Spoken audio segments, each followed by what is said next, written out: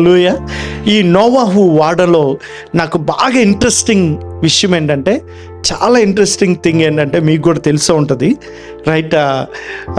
అక్కడ స్టీరింగ్ పెట్టమని కానీ స్టీరింగ్ నడిపించమని కానీ ఎక్కడ లేదండి.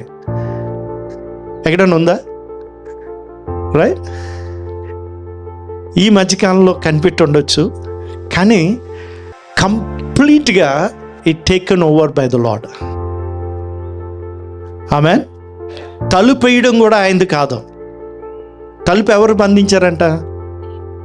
దేవుడు వేసాడు. అందుకనే ఎవరు పడితే వాళ్ళు వచ్చి, సార్ మున్సిపల్ గారు వచ్చారు కొద్ది తీయండి అంటే కుదరదు. అక్కడ ఎవరు వేస్తారు? దేవుడు వేశారు. ద్వారాలు తెరిచి ఉన్నప్పుడే ఏదైనా. ఒక్కసారి అది ముయ్యబడిన తర్వాత నువ్వు మున్సిపల్ అయినా, నువ్వు ఎమ్మెల్యే అయినా, ఎంపీ అయినా, నువ్వు ఎవరైనా కావచ్చు. రైట్.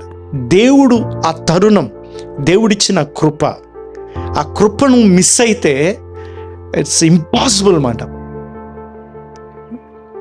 కదండి.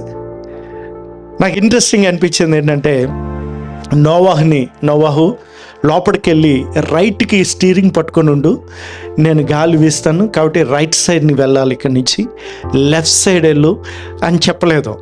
రైట్. ఎక్కడైనా చెప్పినట్టుందా? ఆయన ఎక్కడికి వెళ్తున్నాడో తెలీదు. రైట్.